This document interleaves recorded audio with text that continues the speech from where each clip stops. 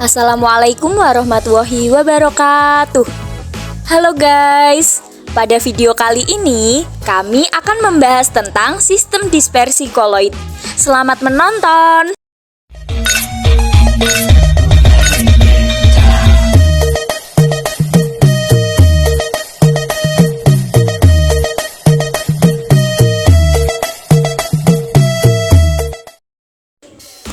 Are you ready guys? Oke, let's go.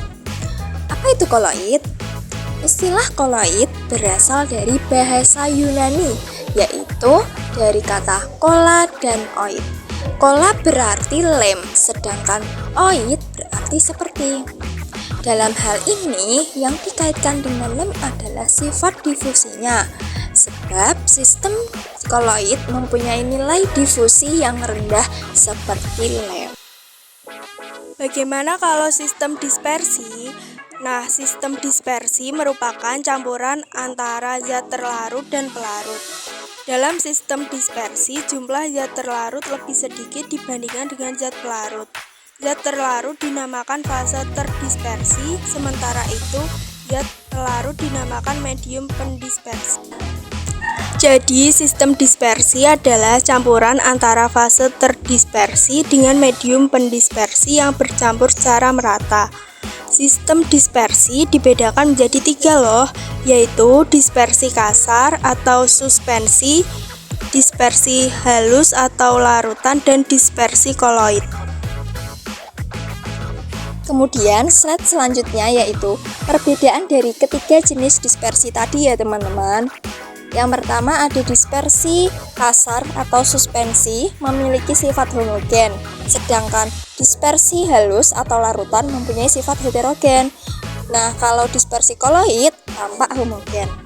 Lalu suspensi terjadi selama 2 fase, sedangkan larutan hanya 1 fase, dan dispersi koloid terjadi 2 fase tapi dilihat dengan mikroskop ultra.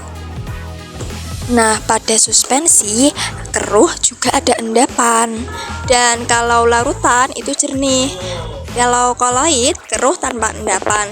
Kemudian jika suspensi dapat disaring, jika larutan tidak dapat disaring, dan koloid dapat disaring tetapi dengan kertas saring ultra. Selanjutnya, jika suspensi tidak stabil, larutan stabil, koloid juga stabil. Kemudian ketiganya memiliki diameter partikel cm. Sistem dispersi koloid. Sistem koloid merupakan sistem dispersi yang terdiri atas 2 fase zat heterogen, baik fase dispersi maupun medium pendispersi. Dalam sistem koloid dapat terwujud padat, cair, dan gas. Dari ketiga fase zat tersebut dapat terbentuk 9 kombinasi campuran fase zat, tetapi sistem koloid yang terbentuk hanya ada 8. Alasannya campuran antara fase terdispersi gas dan medium pendispersi gas selalu menghasilkan campuran homogen satu fase. Hal ini karena partikel-partikel molekul gas mempunyai diameter kurang dari cm dan jarak antar partikel gas sangat renggang, sehingga semua partikel gas dapat bercampur homogen dalam segala perbandingan. Oleh karena itu, campuran gas dan gas tidak termasuk dalam sistem dispersi koloid. Nah, untuk jenis-jenisnya apa saja sih? Berdasarkan fase terdispersi dan medium pendispersinya, sistem dispersi koloid ada 8. Yang pertama yaitu sol padat. Fase terdispersinya padat, medium pendispersinya juga padat. Contohnya seperti paduan logam dan kaca berwarna. Kemudian yang kedua, sol cair. Fase terdispersinya padat, sedangkan medium pendispersinya cair. Contohnya seperti tinta dan cat. Yang ketiga, aerosol padat. Fase terdispersinya padat, sedangkan medium pendispersinya gas. Contohnya seperti debu dan asap rokok. Yang keempat, aerosol cair. Fase terdispersinya cair, medium pendispersinya gas. Contohnya seperti kabut dan awan.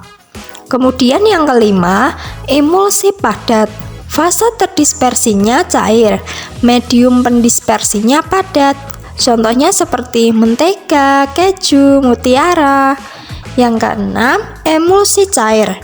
Fase terdispersinya cair, medium pendispersinya juga cair. Contohnya seperti susu, es krim, santan, mayones. Kemudian yang ketujuh, busa padat. Fase terdispersinya gas, medium pendispersinya padat. Contohnya seperti batu apung dan styrofoam.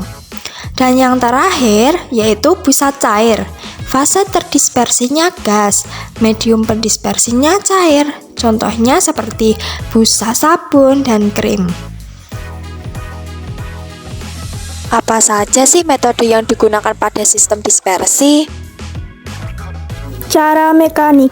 Menurut cara mekanik, zat yang akan didispersikan dalam medium pendispersi digiling sampai ukurannya berada pada rentang partikel-partikel koloid. Contoh penggilingan kacang kedelai pada proses pembuatan tahu, pembuatan cat di industri, di mana bahan untuk membuat cat digiling sampai berukuran koloid, kemudian didispersikan ke dalam medium pendispersi seperti air. Cara peptisasi.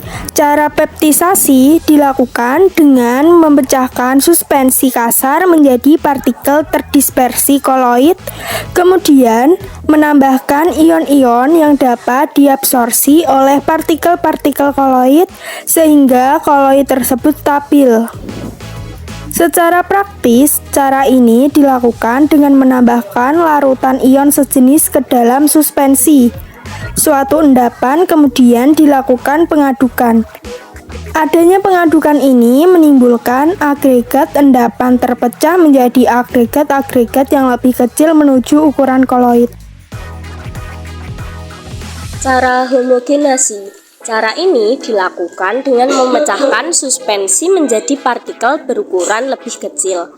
Kemudian dilewatkan melalui lubang dengan ukuran pori tertentu dengan bantuan tekanan tinggi, sehingga partikel yang akan didispersikan ke mediumnya relatif homogen. Cara busur Brady. Cara ini menggunakan arus listrik bertegangan tinggi yang dialirkan melalui dua buah elektroda yang terbuat dari kawat logam. Kedua elektroda tersebut disimpan berdekatan dan tercelup dalam air. Kawat logam merupakan bahan dasar untuk pembuatan partikel terdispersi. Adanya loncatan bunga api listrik menyebabkan sebagian bahan kawat logam menguap dan terlarut ke dalam air sebagai medium pendispersi membentuk sol. Logam-logam yang dapat dibuat koloid jenis sol ini adalah platina, emas, dan perak. Ayo membuat camilan berwarna dan bagikan pada teman-teman kita. Itu bagus sekali. Aku akan membuat jelly berwarna.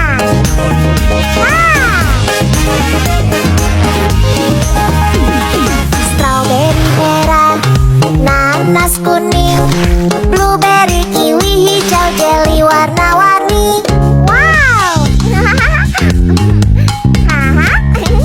Jus buah merah, jus buah kuning, jus biru, jus hijau, jelly warna-warni.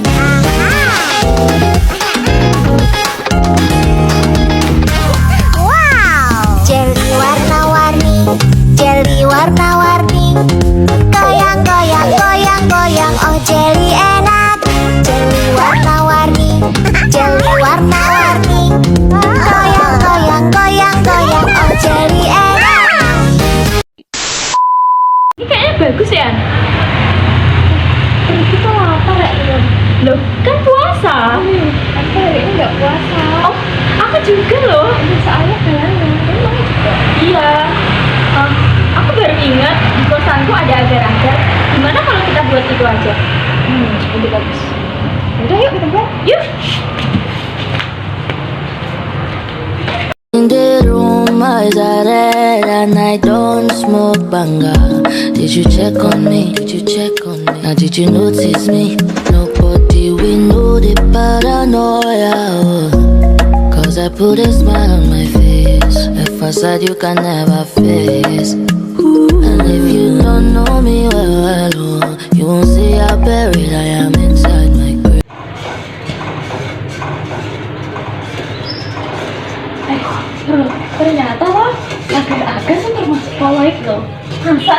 Lah, kemarin kan kita belajar tentang koloid kan, tapi aku searching tuh agar-agar termasuk. Gimana ya kok bisa agar-agar termasuk koloid? Nggak tahu. Ya udah yuk kita cari tahu. Alcohol for the past 5 days. Did you check on me? Or did you look for me? I walked in the room, eyes are red, and I don't smoke banga. Did you check on me? Loh, An, itu kan Amel. Oh iya ya, yuk kita samarin. Yuk. Amel. Iya, aku tadi mampir ke kosnya Ruli pulang sekolah. Kok kamu baru pulang? Habis dari mana? Habis ikut kumpul pramuka. Oh, ya udah buka puasa apa belum? Belum. Ya udah, tadi aku sama Ruli bikin agar-agar. Kamu mau nggak? Boleh. Ini Mel, silakan dimakan ya. Proses pembentukan koloid pada agar-agar. Nah, pada pemasakan agar-agar terjadi reaksi hidrolisis, yaitu proses pemanasan dengan suhu yang lebih tinggi dari suhu pembentukan gel yang akan mengakibatkan polimer karabinan dalam larutan menjadi molekul acak. Bila suhu menurun, maka karabinan akan membentuk struktur double helix atau bilangan ganda dan membentuk polimer. Apabila penurunan suhu terus dilanjutkan, kemudian polimer-polimer ini akan terikat saling secara kuat, dan dengan makin bertambahnya bentuk helix akan terbentuk agregat yang membentuk gel yang kuat. Apakah ada sifat koloid pada agar-agar? Ada dong. Agar-agar mempunyai sifat koloid liofil. Dalam arti, agar-agar yang belum jadi atau dalam fase cair teradsorpsi oleh fase padatnya, sehingga mengakibatkan seolah-olah bentuk agar-agar adalah padat.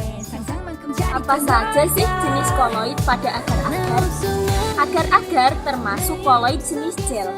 Gel merupakan jenis koloid yang terbentuk dari campuran zat padat dan zat cair. Gel terbentuk karena fase terdispersi maupun mengadsorpsi medium pendispersinya. Koloid.